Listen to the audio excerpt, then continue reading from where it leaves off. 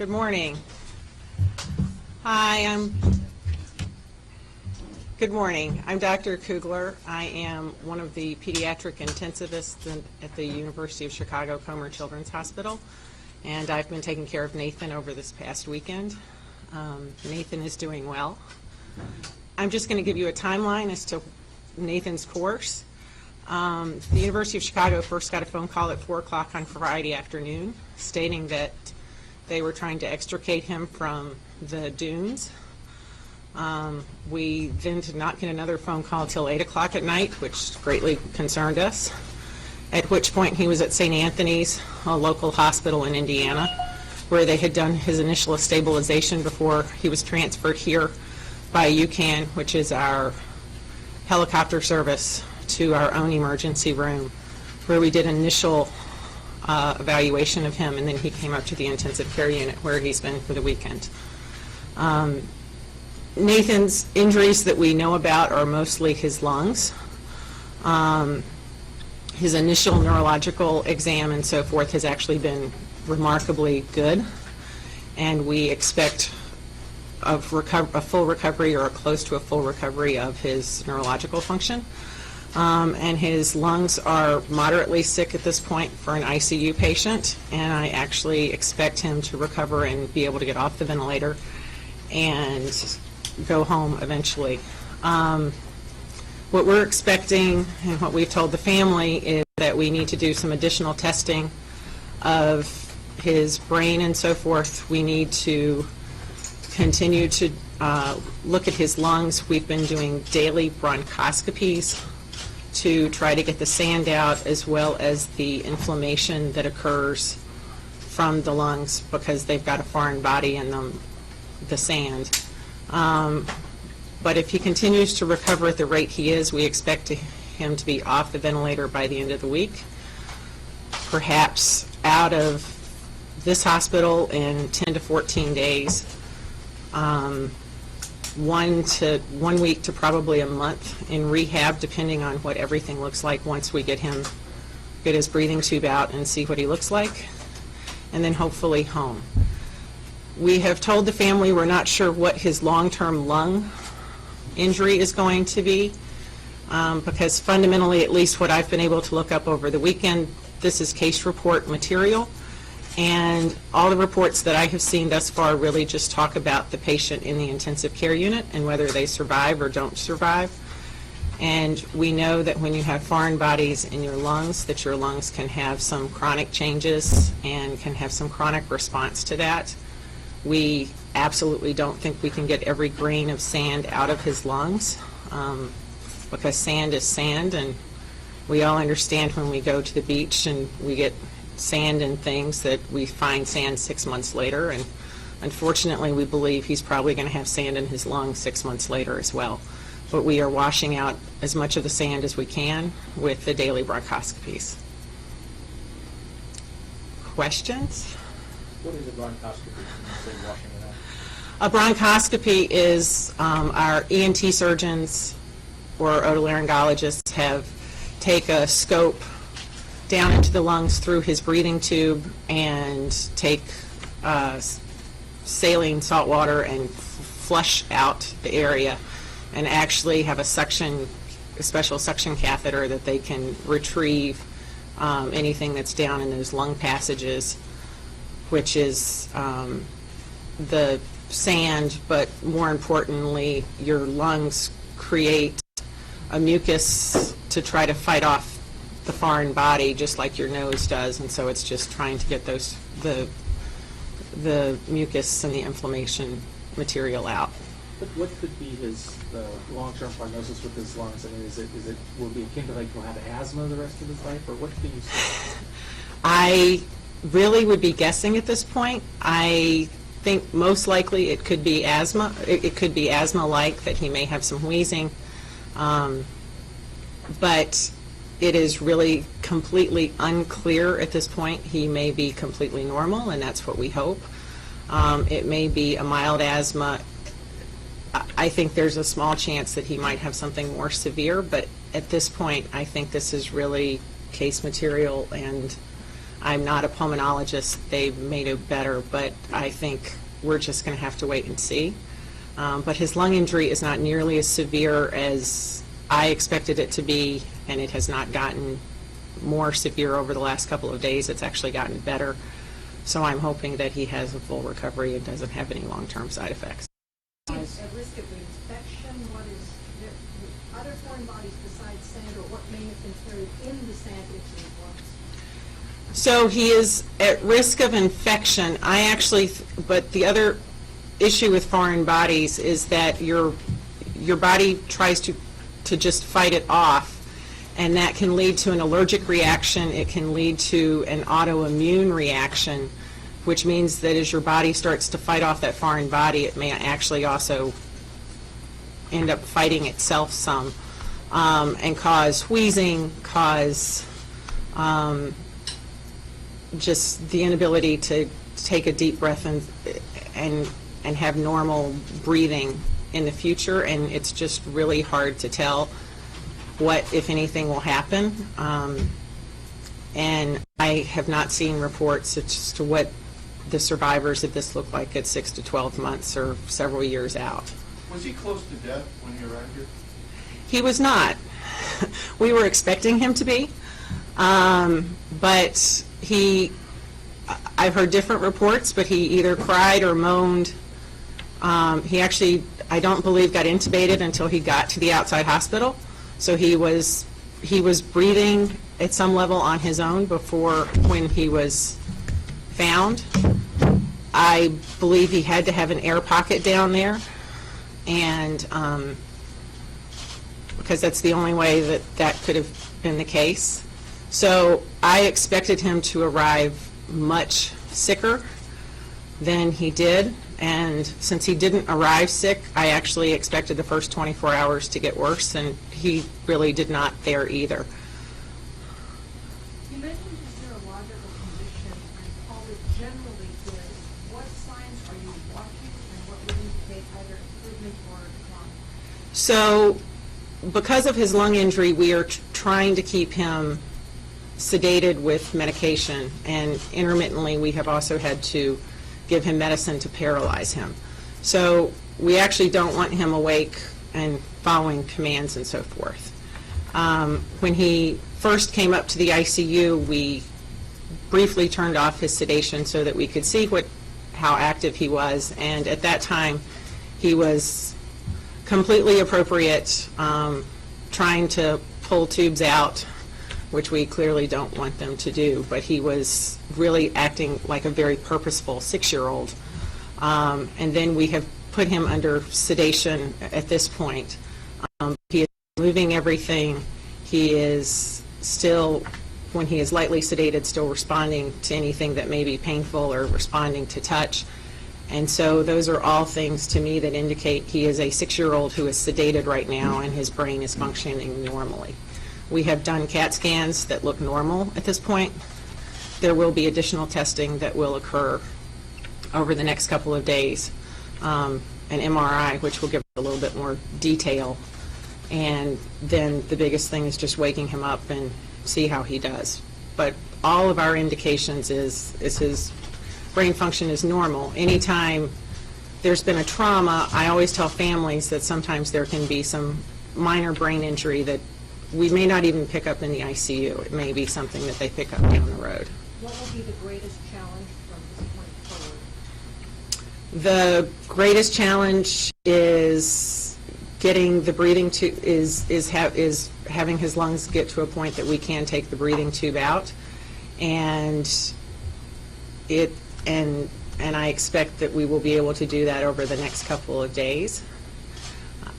And then if he wakes up and acts normally, as I believe he's going to, I think the biggest thing moving forward is just watching his lung function. And theoretically, if it's an autoimmune response or a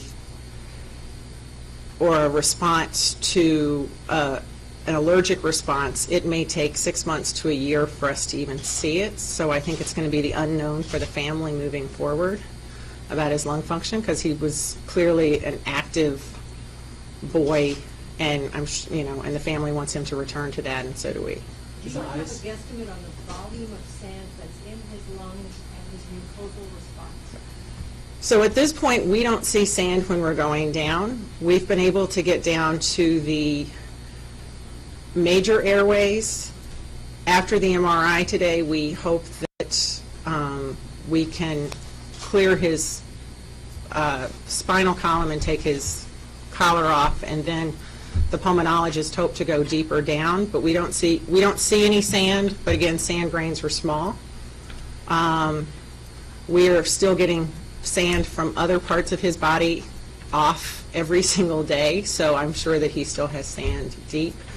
And I'm just going to, another question that has been asked is about his eyes. The ophthalmologists washed out his eyes when he came in, and they look normal and don't look like they have any significant injury. Again, that's going to be something we will have to completely determine once he's awake and tell us how he sees. But the ophthalmologists are not concerned about his eyes right now, which again is, my guess is he probably closed his eyes while he was underground. What needs to happen for him to be taken off sedation, or the time frame for him to be woken up?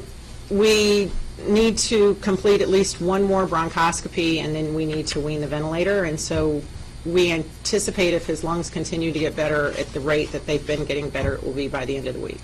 Could you explain, please, the nature of the lung injury? Apologies if you've already done it, but what is the problem if there's not a lot of sand? The problem with the lung injury is that the sand, your body responds to foreign bodies in your lung, and so the lungs are creating what we call mucus, but thick fluids in the lungs to try to combat the foreign body, and that protects the lung, but at the same time it causes it to be harder to breathe, similar to a pneumonia, except for this is much more diffuse. And his lung injury from an ICU, his ventilator settings are moderate. They are clearly not high ventilator settings that we sometimes see with children, and they're not quite at the point that we are ready to take the breathing tube out, but we are actually close. But we do want to do at least one more bronchoscopy that we can go deeper into his lungs and make sure that we don't have, and try to get as much sand out as we can. We clearly don't have all the sand out, because sand being sand, I'm sure that we've left some specks in there because you just can't get sand out. Is there a way to describe, like, if somebody had this type of injury, how they would feel, how their lungs would feel? What's the equivalent to how he's able to breathe?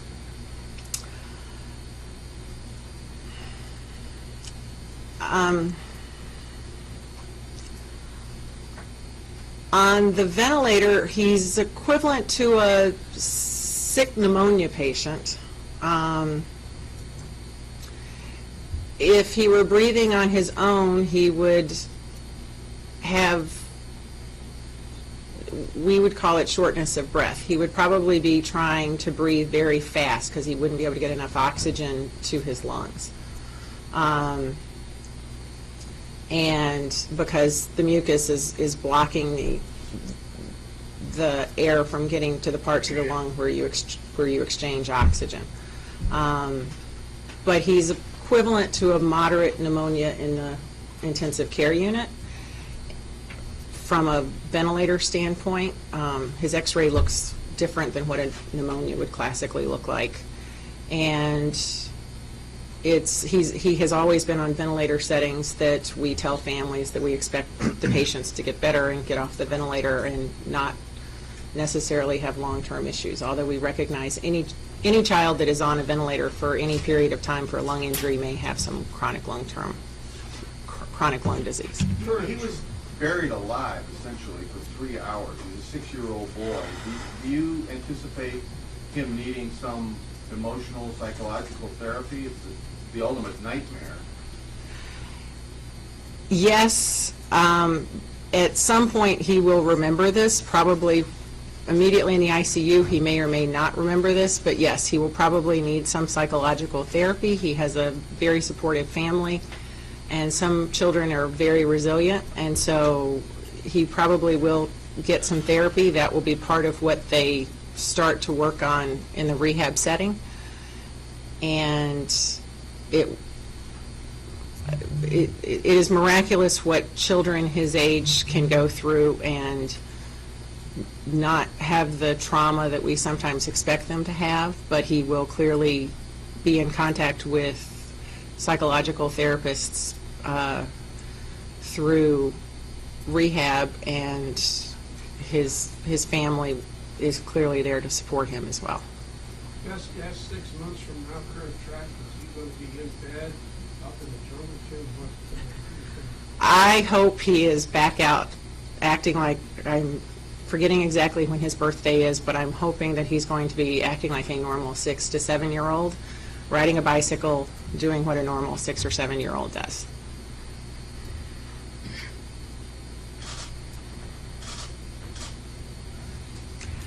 Okay, at this, Can you repeat how he's doing again? he is actually doing very well. He is improving every single day, and we hope to have the breathing tube out by the end of the week, and I would hope that he would possibly be out of this hospital in 10 to 14 days. And so now I was talking about how the family has been so supportive, and I'd like to introduce you to his grandfather, Don Rule, who actually rode a motorcycle 15 hours to get here after he heard about the accident, because he and his wife were on vacation. So I'm going to turn it over to him so that he can update you all about the family.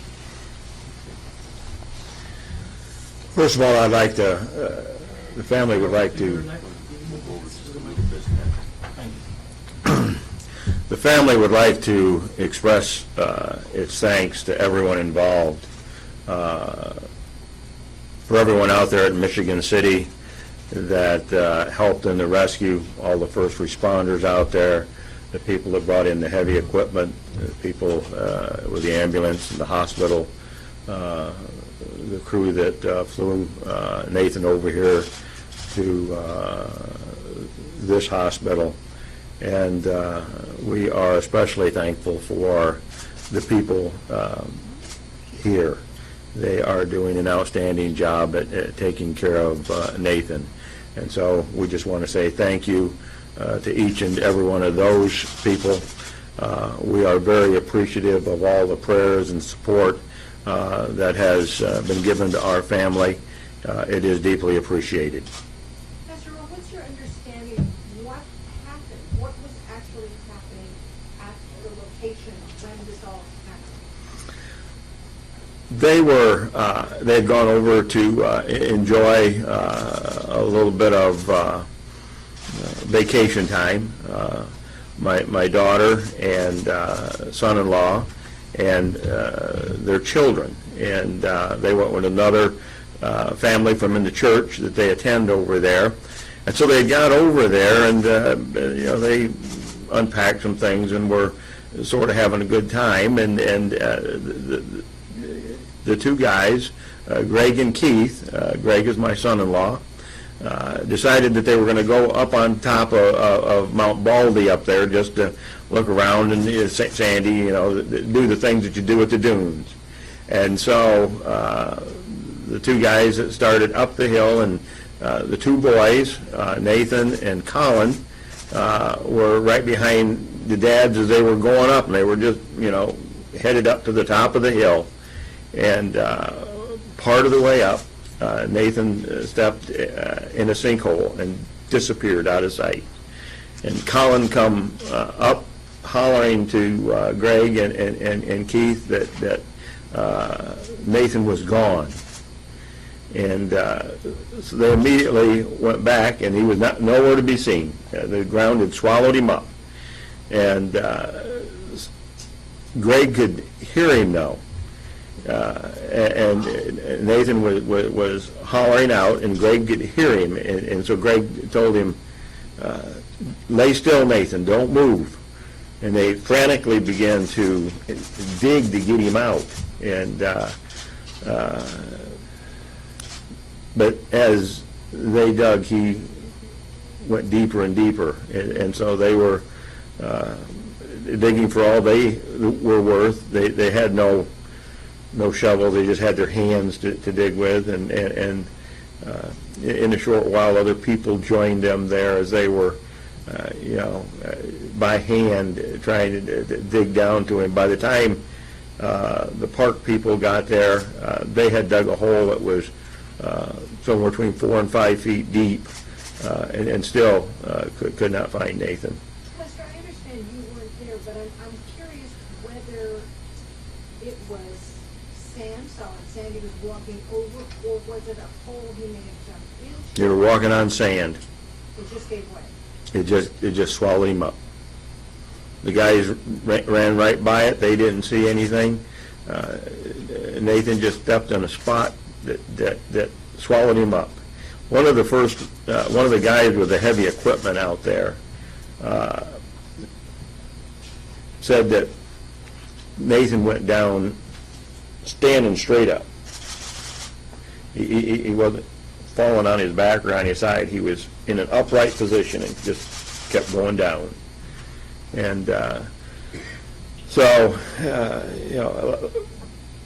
by the time that they were getting there with the shovels and things to help start digging out, they had dug a hole that was 5 feet deep almost by hand, very frantic, realizing the gravity of the situation, that someone needs air to breathe, plus the crushing weight of sand,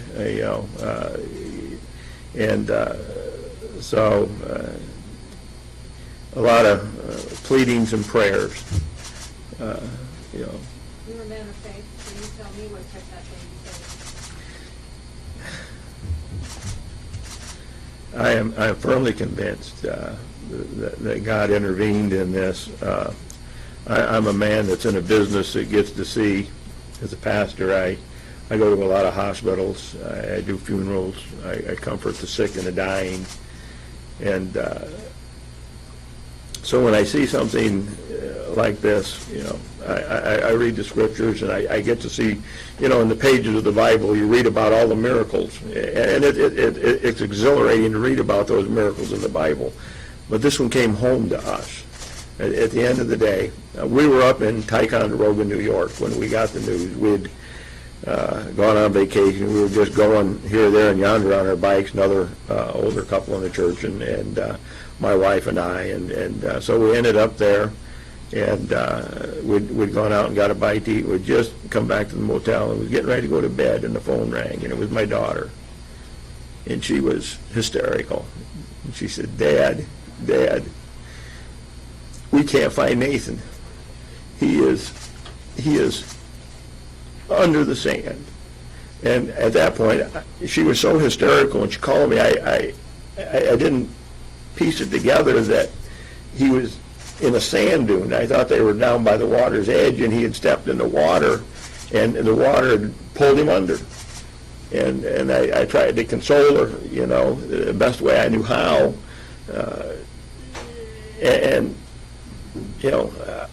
We thought Nathan was dead. And so I hung up the phone, and I turned to my wife, and I said, it's bad news, hon. I said, Nathan has died. He's drowned. And so my wife at that point did not handle it very well. And we both began to cry. And we went down the hall after a few minutes of crying together, and I knocked on the door, and I told the couple that we were with, Ann and Dwayne Anderson, I said, we've had a tragedy in our family. We have to go home. And as we were trying to get ourselves ready to go, news came in then that they had found him. And they said they were taking him to the hospital.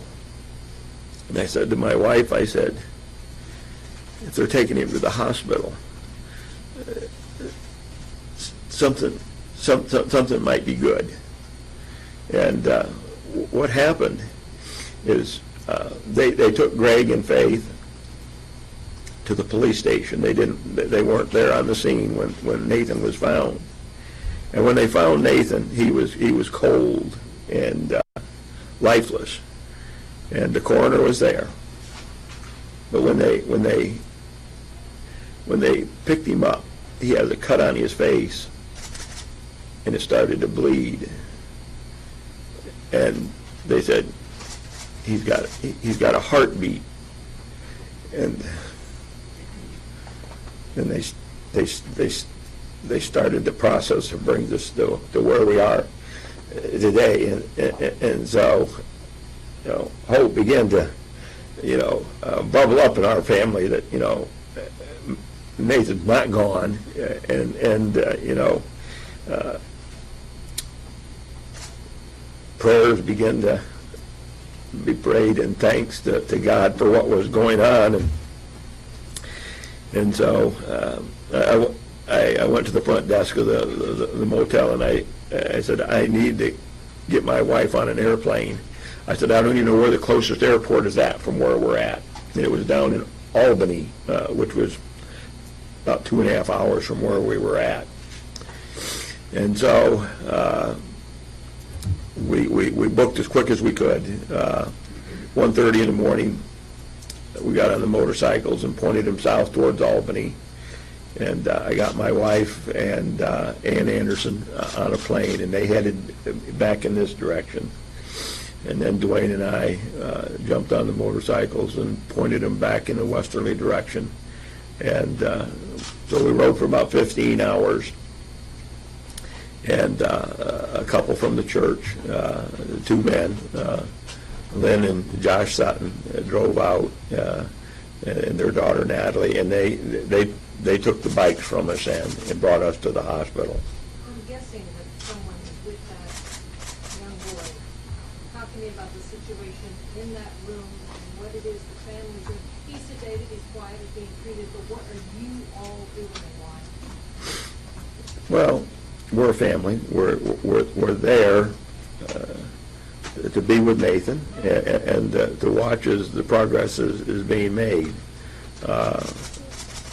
We fully expect and have cast our heart in that direction that he's going to be okay. We believe that God spared him for a reason, and so we're very confident that God will give us back Nathan whole. And so we're there to be with him, to comfort one another, to be with one another during this time as the process goes on. How deep, give me a sense now that you talked to people involved with the rescue, how deep did your grandson go? He was 11 feet under the ground. Greg told me that he was there. They had big backhoes there, and he said they were both, they had arms on them, 2 arms on them, one upper and one lower pivots, swing, and he said they were 11 or 12 foot arms. He said they were both at full extension going in, so they were trying to pull the sand back so it wouldn't keep caving in around the area that they were digging, and they were probing with sticks. Now somewhere in the digging, and we don't know how or what or why, he got a cut on the back of his head. He's got 22 or 23 staples in that cut. He's got some abrasions on his face and cheek and forehead and on his arms, and but he was down a long ways, a tremendous amount of sand, and for a long time. He was there for 4 hours before they extricated him and got him out. And Has he tried to speak? he has, at a couple different times, they have lessened his sedation, and he has, they ask him to move his right arm, his left arm, his right foot, left foot, his fingers and toes, and he did all that. He opened his eyes, but as he becomes a little bit more conscious, then he's aware that he's got that tube in his throat, and he doesn't like it very well, and So they don't bring him to that level of consciousness very long, and they ease him back down into it. But they, at a couple times, we've asked, are you cold, Nathan? And he'd shake his head no. One time they asked him that, and he shook his head yes. And, they put a little bit more on there. So he's responding a little bit to questions here and there. And someone's at his bedside constantly. Someone's in a chair sitting right beside him, and there's a sofa in that room also. So, we usually got 3 or 4 of the family members in there at all times with him. Can you say that he recognizes you? I don't think that he can recognize by visual. I'm sure that he recognizes his mother's voice, his father's voice, and, Grandma and Grandpa. We're pretty confident of that. Reverend, I get the impression that this is pretty, the two of them are fairly sharp. That was some pretty good thinking immediately after it happens, it sounds like. With Nathan asking for help, and then the young man with him. Well, Colin is the young man that's with him. Nathan is 6 years old. Colin's 8, and they were running right behind the two dads, Keith and Greg, so Nathan just literally, from a standing position, just literally went down under and was gone from sight. And so Colin was sharp enough. He was upset and hollering, for the two guys to come back and help Nathan. And so they immediately did. Greg said he could not see him, but he could hear him crying out, and he was trying to comfort him, and then don't move, and so Nathan was trying to sit as still as he could, but the sink pit just kept pulling him down until they couldn't dig fast enough to get to him, and then they were digging as frantically as they knew how. Specifics, Colin goes with whom, and Nathan? Nathan is my grandson and is the one that's in the hospital. Colin is the son of the couple that went with them on vacation there. Do we have their names? I know Keith. I don't know Colin's mom's name. I should know it, but it slips my mind. And your pulpit is what, where? I'm the pastor of the First Baptist Church in Galva, Illinois. And your daughter's name is? Faith. And your son-in-law? Greg. And they were there? They were there. Faith and Colin's mom were down at the bottom of the hill. When they arrived, they got out. They were there for some fun, and the kids were out frolicking around on the beach itself. And so after being there for a few hours, they decided, well, let's go up on top of Mount Baldy and see what's up there, and so that's when they just were going up to the top of it. And on the trek up to the top is when he stepped in the sinkhole that swallowed him. They were just,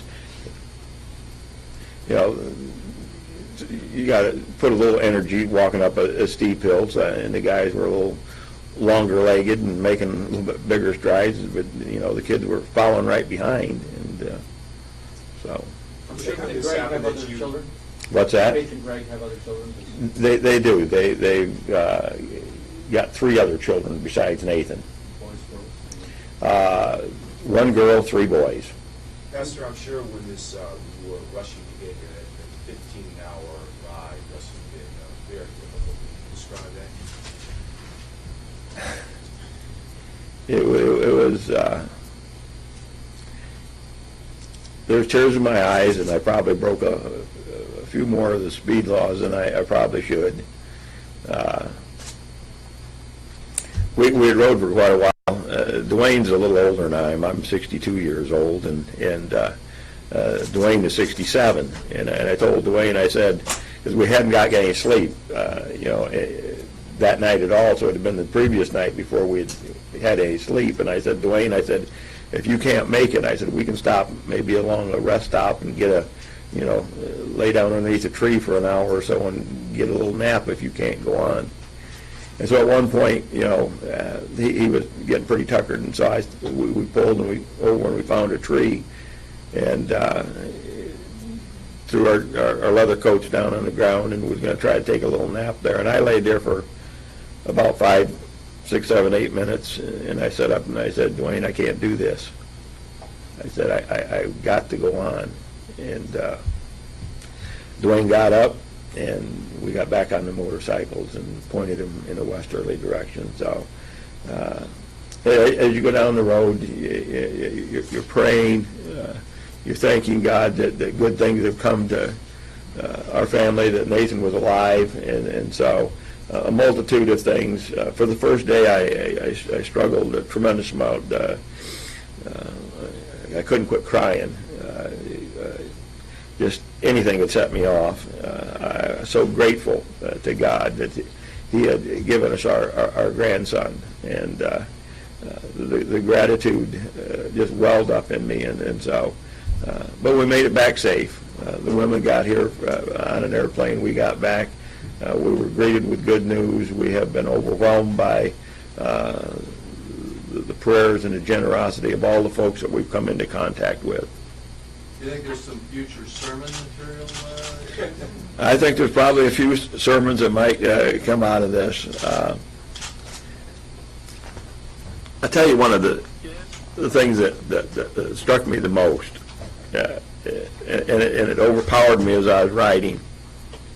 I've had 3 stents put in my heart, and so I'm a fellow that visits a cardiologist, and so probably about 4 or 5 weeks ago, I visited my cardiologist. He did a big workup on me, did all kinds of tests, and at the end of the day, he said, you look good. He said, everything checked out marvelously. We were riding on that day, and we were up in the Adirondacks, and we were back in the place where not very many cars go by in a big expanse of time. And my heart started to hurt, just stabbing pains into my heart. And my wife became very concerned, and she pulled his bike over. We got to get off it. And I said, no, let's get to a motel. I don't want to just pull over out here. And so we rode for it was probably another hour and a half like that. And we finally found a motel, and we pulled over, and I felt all right then. But as I was going down the road, the pain would be so sharp it'd make me grimace, and I'd hang on, and then after we got off the bikes, I didn't think about it a whole lot more, and we had supper, and we were getting ready to go to bed, and we got that phone call. And after it was all over, I said to my wife, I said, all those pains I had in my heart, I said, I have been a pastor. I went to the Bible college and seminary back in the early 70s. And I've studied God the Father, God the Son, and God the Holy Spirit. But my heart just was aching and hurting. And then when I heard that Nathan had died, I was so overwhelmed. And the thought that come into my mind as I was riding and driving down the road and crying, this is what God the Father felt like when His Son Jesus Christ died. And so as a pastor, I've got something I will get in the pulpit and I will relate that, He become real to me in a way that I have never felt before. And so, but there's many different areas and sermons can come out of this, but we're very aware that God has been good to us, and we say thank you. Sometimes in our church services we go there and we do our things and they become form and fashion. But it's, We actually need to sorry. wrap this up. One second. Okay. Your heart was hurting before you knew what happened to your grandson? yes. Did you have any kind of sense of, did you look back and say that was about the time he would have fallen? I don't know. Before you heard anything? Before we heard anything. And, but I equated it, to feeling a little bit, and I can't feel what God felt. I'm a human being. But that being said, I understand it better today than I did before. And so, Is this a miracle? it is a miracle. Lastly, can you tell us about your grandson Nathan, what his hobbies are, the kind of kid he is? I mean, we're just getting to know him and hear his Well, Nathan is a 6-year-old boy that likes to be outside. When warm weather comes, he sheds his shoes. He's got feet that he can walk on gravel with, and not even he likes to be out in the sandbox and in the dirt more than any place else. And so he's just a little boy that acts like a little boy out there. Build, do, tinker, run, play. And so we're looking forward to those times again. I'll start this very quickly. I know they could hear the actual Nathan screaming at the beginning. Did he continue to try and call out to people throughout, and what was his... He slipped down farther in and they couldn't hear him. My daughter Faith was there, and she told me she wasn't very quiet. She was very loudly pleading with God, people, begging people that were coming by, please help us dig, please. And the people that were there came. When they went up there, they didn't take their cell phones with them, so that they didn't have any way of communicating, and so it spread from person to person, and it took a little while before the park people got there, and a good little while before the heavy equipment got there. It was over 4 hours that Nathan had slipped from the surface when the earth gobbled him up and he was gone before they found him. And so, knowing full well, being 11 foot underneath the ground and coming out alive, I don't know that there's any other way to say that God give you a miracle. And I'm a person that believes in miracles, and I believe in God, and so I'm the first one to stand up and say, amen, thank you, Lord. Okay, with that, if you have any additional questions, please send them my way. I can get them answered by Pastor Rule or Dr. Kugler. Thank you all for coming. You have my contact info. Huh? Otherwise, please give me your cards. I got a Can-Am Spider.